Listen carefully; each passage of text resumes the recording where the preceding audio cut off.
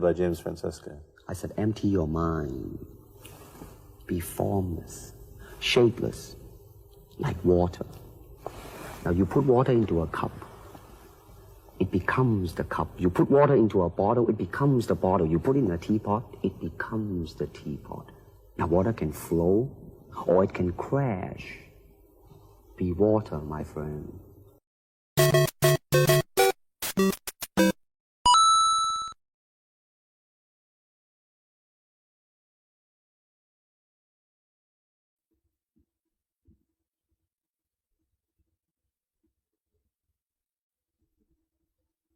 Bruce Lee faces a real dilemma. He's on the verge of stardom in the United States with a projected TV series on the horizon, but he's just achieved superstardom as a film actor here in Hong Kong. So what does he choose, the East or the West?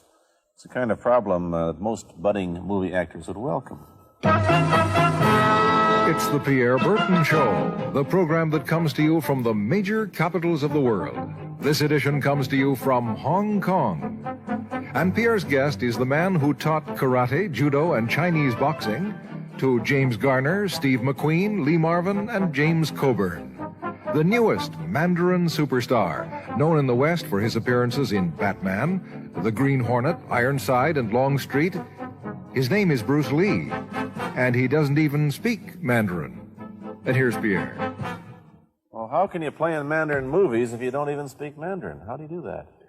Well, first of all, I speak only Cantonese. Yeah.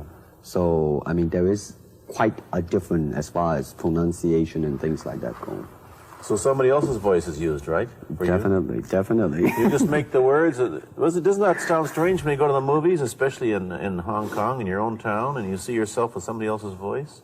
Well, not really, you see, because most of the Mandarin picture done here are dubbed anyway. They're dubbed anyway? Anyway. I mean, disregard. I mean, they shoot without sound. So it doesn't, make any difference. Your lips never quite make the right words, do they? Yeah, well, that's where the difficulty lies, you see. I mean, in order to, because the Cantonese have a different way of saying things, different from the Mandarin. Yeah. So I have to find, something similar to that and keep a kind of a feeling going behind that. Something that matching the Mandarin deal. Like the old silent days. Complicated? Like the old silent days. But I gather in the movies made here, the dialogue is pretty stilted anyway. Yeah, I agree with you. I mean, see, to me, a motion picture is motion. Yeah. I mean, you got to keep the dialogue down to the minimum. Did you look at many Mandarin movies before you started playing in the first one? Yes. What did you think of them when you saw them? Quality-wise, I mean, I have to admit that it's not quite up to the standard. However, it is growing, and it is getting higher and higher and going toward that standard, than what I would term quality. They say the secret of your success in that movie, The Big Boss, which was such a success, you rocketed you to stardom in Asia, was that you did your own fighting.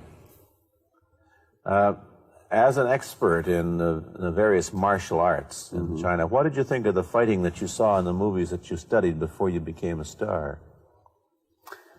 Well, I mean, definitely in the beginning, I had no intention or whatsoever that what I was practicing and what I'm still practicing now would lead to this to begin with. But martial art has a very, very deep meaning as far as my life is concerned, because as an actor, as a martial artist, as a human being, all these I have learned from martial art. Maybe for our audience who doesn't know what it means, you might explain exactly what you mean by martial art. Right. Martial art include all the combative arts like karate or karate, judo, Chinese kung fu or Chinese boxing, whatever you call it. All those. You see, like Aikido, Korean, I can go on and on and on. But it's a combative form of fighting. I mean, it's not, some of them became sport, but some of them are still not. I mean, they use, for instance, kicking to the groin, jabbing fingers at the eyes, and things like that. No wonder you're successful in the Chinese movies. They're full of this kind of action anyway. They needed a guy like you could... Violence, man. So you didn't have to use a double when you moved into the motion picture world here. You did it all yourself. Right. Can you break 5 or 6 pieces of wood with your hand or your foot? I'll probably break my hand and foot. But tell me a little bit, you set up a school in Hollywood, didn't you, for people like Yes. James Garner and Steve McQueen and the others? Yes. Why would they want to learn Chinese martial art? Because of a movie role? Not really. I mean, most of them, you see, to me, at least the way that when I teach it, all type of knowledge ultimately means self-knowledge. Mm-hmm. So therefore, they are coming in to, and ask me to teach them not so much of how to defend themselves or how to do somebody in. Rather, they want to learn to express themselves through some movement, be it anger, be it determination, or whatsoever. So in other words, what I'm saying, therefore, is that he is paying me to show him in combative form the art of expressing the human body. Which is acting, in a sense, isn't it? Well... Or it would be useful, too, for an actor to have. It's... it might sound too philosophical, but it's acting or acting unacting, if you... You've lost me. I have, right? So what I'm saying, actually, you see, it's a combination of both. Here it is the natural instinct, and here is control. You are to combine the two in harmony. Not, if you have one to the extreme, you will be very unscientific. If you have another to the extreme, you become all of a sudden a mechanical man, no longer a human being. So it is a successful combination of both. So therefore, it is not only, therefore it's not pure naturalness or unnaturalness. The ideal is unnatural naturalness or natural unnaturalness. Yin yang, eh? Right, man, that's it. One of your students, James Coburn, played in a movie called Iron Man Flint, in which he used karate. Is that what he learned from you? He learned it after. Oh, he went yeah. after he played in Iron Man. Right. You see, actually, I do not teach, karate because I do not believe in styles anymore. I do not believe that there is such thing as like Chinese way of fighting or the Japanese way of fighting or whatever way of fighting, because unless human beings have 3 arms and 4 legs, we will have a different form of fighting. But basically, we have only 2 hands and 2 feet. So styles tends to not only separate man, because they have their own doctrines, and then the doctrine became the gospel truth, that you cannot change, But if you do not have styles, if you just say, well, here I am, as a human being, how can I express myself? Totally and completely. Now, that way, you won't create a style, because style is a crystallization, that way it's a process of continuing growth. You talk about Chinese boxing. How does it differ from, say, our kind of boxing? Well, first we use the feet. That's and then we use the elbow. And you use the thumb too? You name it, man. We use it all. You have to, you see, because, that is the expression of the human body. Everything, not just the hand. And when you're talking about combat, well, if it is a sport, now you're talking about something else. You have regulations, you have rules. But when you're talking about fighting as it is, no rules. With no rules. Not real fighting. Well, then, baby, you better train every part of your body. And when you do punch, now I'm leaning forward a little bit, hoping not to hurt any camera angle. You gotta put the whole hip into it and snap it and get all your energy in there and make this into a weapon. I don't want to tangle you in any dark that right now. You came at me pretty fast there. What is the difference between Chinese boxing and what we see these young men doing at 8 o'clock every morning on the rooftops in the parks called shadow boxing, which they're always... Well, actually, you see, that is part of Chinese boxing. Yes. There are so many schools. Everybody here seems to be, going like this all the time. Well, that's good. I'm very glad. I'm very glad to see that, because at least somebody is caring for their own body, right? Yeah. That's a good sign. Well, It's a kind of a slow form of exercise, which is called Tai Chi Chuan. I'm speaking Mandarin just now. Yeah. Cantonese, Tai Chi Chuan, okay? I see. And it's more of an exercise for the elderly, not so much for the Give young. me a demonstration. Show me. Can you do a little bit of it? Just so I mean, that, hand-wise, it's very slow. oh, is it? And you push it out, but all the time you are keeping the continuity going. Bending, stretching, everything. Suppose, you just keep it moving. It's like a ballet dancer there. Yeah, it is. I mean, to them, you see, the idea is running water never grows stale. So you got to just keep on flowing. Of all your students, famous, James Garner, Steve McQueen, Lee Marvin, James Coburn, Roman Polanski, which was the best? Who adapted best to this Oriental form of exercise and defense? Well, depending, okay? Now, as a fighter, Steve McQueen, now, he is good in that department because that son of a gun got the toughness in him. Yeah. I see it on the screen. I mean, he would say, all right, baby, here I am, man. Mm-hmm. And he'll do it. Yeah. Now, James Coburn is a peace-loving man. I met him. Right? I mean, you've met him. I mean, he's really, really nice. I mean, super mellow and all that. I mean, now he appreciates the philosophical part of it. Therefore, his understanding of it is deeper than Steve. So it's really hard to say. You see what I'm saying now? I see. I mean, it's different. So that's, depending on what you see in it. Interesting that we don't, in our world, and haven't since the days of the Greeks who did, combine philosophy and art with sport. But quite clearly, the Oriental attitude is that the three are facets of the same things. Man, listen, you see, really, to me,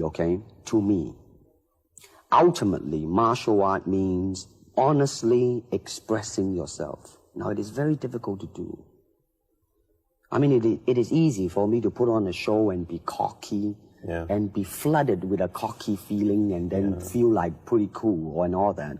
Or I can make all kinds of phony things, you see what I mean, blinded by it. Or I can show you some really fancy movement.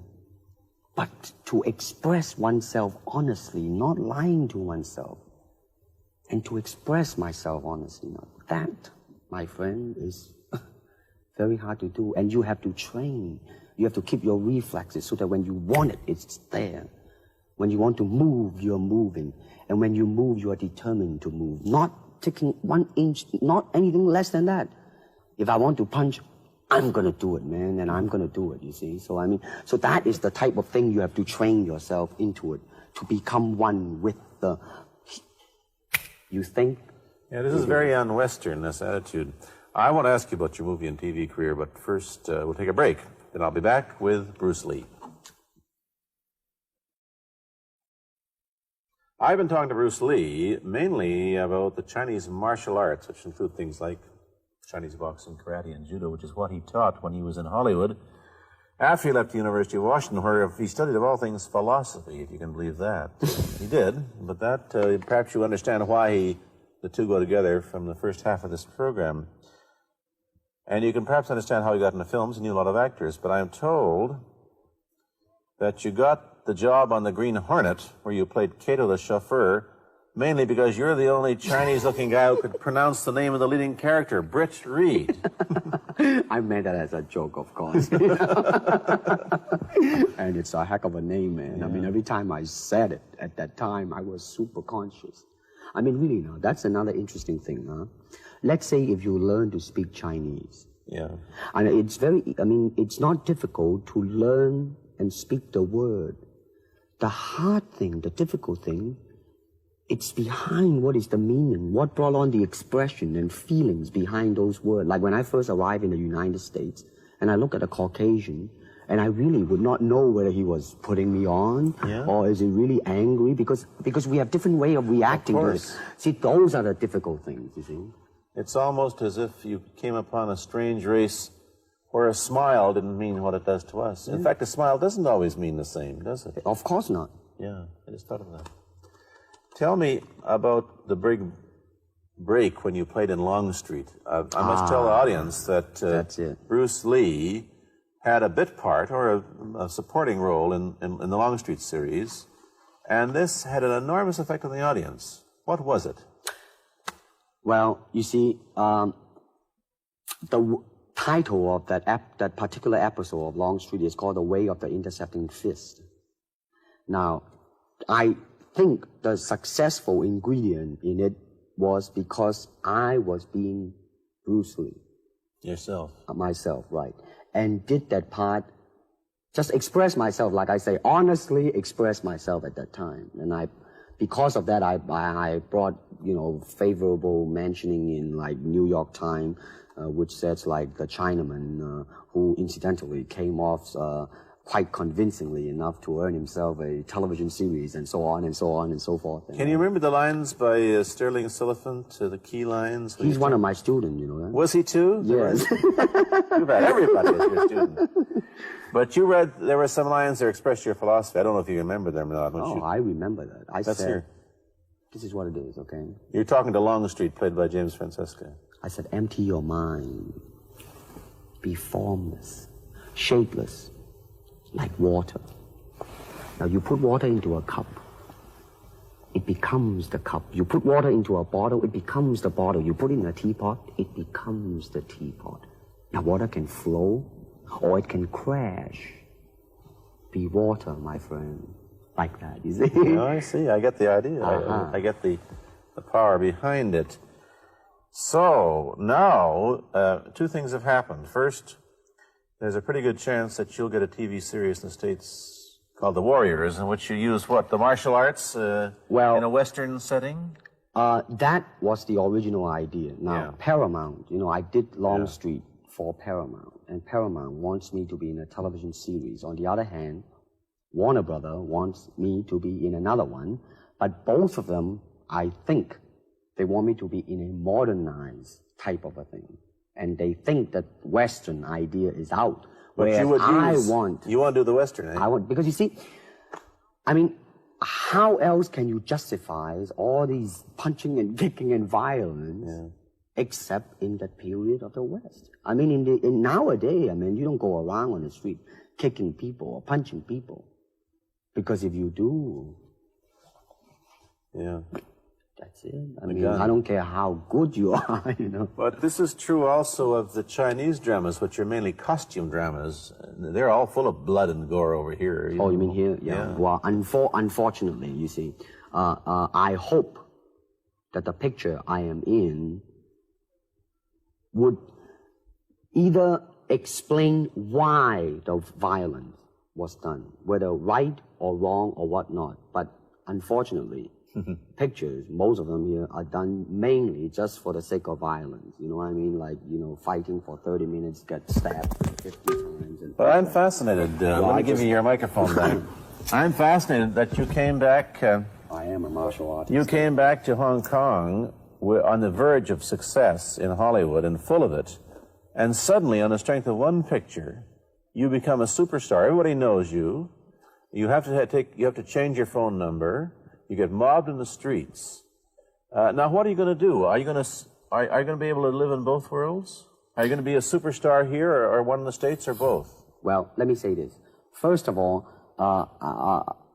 the word superstar really turned me off, and I'll tell you why. Because the word star, man, is an illusion. It's something what the public calls you. You should look upon oneself as an actor, man. I mean, you would be very pleased if somebody say, hey, man, you are a super actor. It is much better than, superstar. Yeah, therefore, you've got to admit that you are a superstar. You're not going to, if you're going to give me the truth. I'm honestly saying this, okay? Yes, I have been very successful. Yeah. Okay?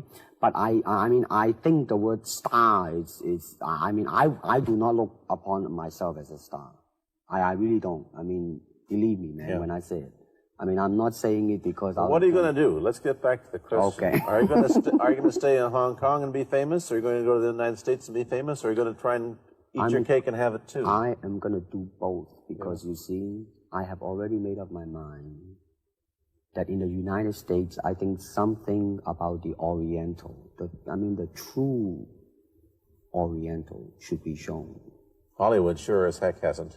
You better believe it, man. I mean, it's always that pigtail and bouncing around, chop, with the eyes slant and all that. And I think that's very, very out of Is it true that you were the first job you had was being cast as Charlie Chan's number one boy? Yeah, number one son, yeah. No, they never made a movie. No. They were gonna make it into like a new Chinese James Bond type of a thing. Now that, the old man Chan is dead, Charlie is dead, and his son is carrying on. But they didn't do that. No. Batman came along, you see, because, and then everything was started to be going into that, that kind of which you were in. But by the way, I did a really terrible job in that, I have to say. Really? You didn't like yourself? I didn't see it. Let me ask you, however, about the problems that you face as a Chinese hero in an American series. Have people come up in the industry and said, well, we don't know how the audience are going to take a non-American? Well, such question has been raised. In fact, it is being discussed, and that is why The Warrior is not going to be on. I see. You see, because unfortunately, such thing does exist in this world, you see, like, I don't know, certain part of the country, right? Where, like, they think that business-wise, it's a risk. And I don't blame them, I mean, in the same way, it's like in Hong Kong, if a foreigner come and became a star, if I were the man with the money, I probably would have my own worry of whether or not the acceptance would be there. But that's all right, because if you honestly express yourself, it doesn't matter, see? Because are you, how about the other side of the coin? Is it possible that you're fairly hip and fairly Americanized. Are you too Western for Oriental audiences, do you think? Oh, man, like, how? I have been criticized for that. You have, eh? Oh, yes, definitely. So. Well, let me say this. When I do the Chinese film, I'll try my best not to be as American as I, have been adjusted to for the last 12 years in the States. But when I go back to the States, it seems to be the other way around. You're too exotic, eh? Yeah, man. I mean, they're trying to get me to do too many things that are really for the sake of being exotic. You understand what I'm trying to say? Oh, sure. So it's really, I mean, it's... When you live in both worlds, it brings us problems as well as advantages, and you've got both. Time to go to a commercial. I'll be back in a moment with Bruce Lee. Let me ask you whether the change in attitude on the part of the Nixon administration towards China has helped your chances of starring in an American TV series. Well, first of all, this happened before that. Yeah. But I do think that things of Chinese will be quite interesting for the next few years. I mean, not that I'm politically, inclining toward anything. No, I understand that. I'm just wondering. But I mean, once the opening of China, that it will bring more understanding. Yeah. More things that are, different, and maybe in the contrast of comparison, some new thing might grow. So therefore, it's a very rich period to be in. Like if I were born, let's say, 40 years ago. Yeah. If I have a thought in my mind, I said, boy, I'm gonna star in a movie or star in a television series in America. Well, that might be a vague dream, but I think right now, maybe. You still think of yourself Chinese, or do you ever think of yourself as North American? You know what I want to think of myself? As a human being. Because, I don't want to sound like, as Confucius say, but under the sky, under the heaven, man, there is but one family. It just so happened, man, that people are different. Okay, we got to go. Thank you, Bruce Lee, for coming here. Thank you for watching. Thank you. You've been watching Bruce Lee on The Pierre Burton Show, a half-hour program of conversation, opinion, and debate. This is Bernard Cowan speaking.